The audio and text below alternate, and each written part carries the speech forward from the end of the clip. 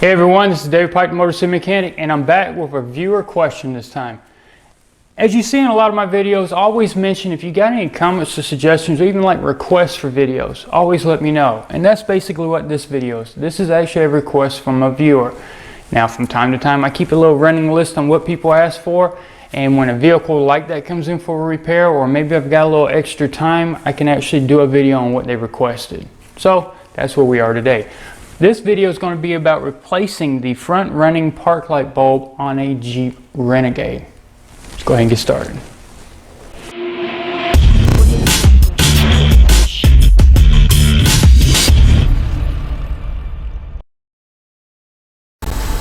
So like I mentioned, I'm going to show you how to get to this park light bulb on the side of this Jeep Renegade. As you can see, there are no fasteners on the outside. Now this one, you don't reach from the fender well liner to get to it. You don't go up under the bumper cover to get to it. Now you can access it from the inside of the engine compartment. Now you're not going to be accessing the bulb, but you're going to be accessing the back side of this lens assembly to get it off. That's what I'm going to be showing you. So we're going to go ahead and open up the hood so that we can get access to the back side of that lens assembly. So the area I want you to pay attention to is right here between the headlamp assembly and the fender. Small little cutout area. That's the area we're going to be working with. Now if you look down inside there, you can see the back side of that lens assembly. You can actually see the bulb and socket and the wiring harness. Now you can barely touch it. If you've got small skinny hands like me, you can just about touch the back side of the bulb socket. Problem is you can't get it off. But we're fine with that because we're not trying to do that. We're actually going to be releasing the lock that holds the lens to the fender. So this is that opening I was telling you about that you could get your hand down into, but you couldn't actually get to the back side of the bulb to get it out. So you had to remove the latch, right? But here's actually the metal tab on the lens assembly. This is the piece I'm telling you about that you need to push down on. Once you push down on it, you can push out. That's the piece right there that we're releasing. Now I'm able to get my fingers down in there and do it. Just in case, I'm showing you can use a long skinny screwdriver and you can do the same thing. Push down, push out, and there you go. So that's the method I'm recommending. Now I got one hand on the outside holding onto that lens assembly, and I'm reaching down in that little cutout area I showed you.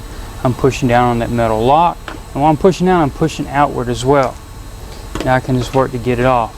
Now you've got two options here. You could just rotate the lamp assembly, pull it off, and get to your bulb and replace it.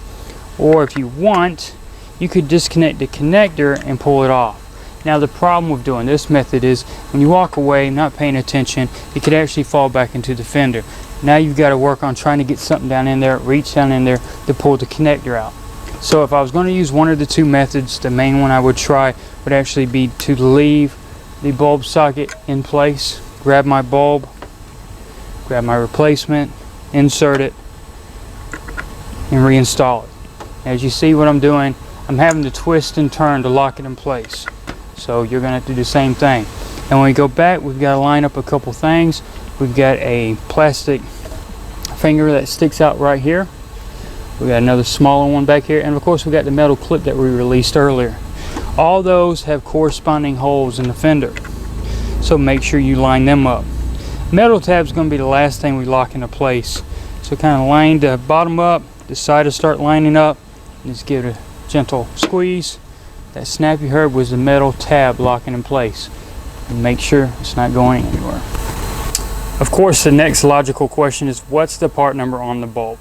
This specific bulb that we're dealing with today is a 194. So you can use that when you go to your local parts store or you check online, just type in bulb and 194. This is what it's going to show. It's no more than a couple dollars for at least a pack or two or more. So you'll have one as a backup and also the one that you're needing to replace. Now they tell you to be careful with bulbs, try not to touch no more than you need to, but of course this is all glass. There is no plastic holder, so you have no choice but to touch it. Just make sure your hands are as dry as possible at least, and just try to touch it around the base as close as you can. Like I said, you're going to touch it. Don't freak out if you do. Hopefully after watching this video you feel a little more confident about removing that front running / park lamp assembly. If you follow the steps, you shouldn't have any worries about scratching the paint or breaking that lens. The procedure is pretty cut and dry now that you know what you need to do item by item. So at this point, if you liked the video, please give it a thumbs up on YouTube. Don't forget you can like me on Facebook. You can check me out on Instagram and Twitter as well. If you got any comments or suggestions about today's video or any kind of requests for future videos, as well as Dodge, Chrysler, Jeep, Ram questions, you can always email me at david@motorcitymechanic.com, and I'll try to get back to you in a timely manner. Once again, everybody, thanks for these video requests, the comments, suggestions, everything, and also thanks for watching these videos.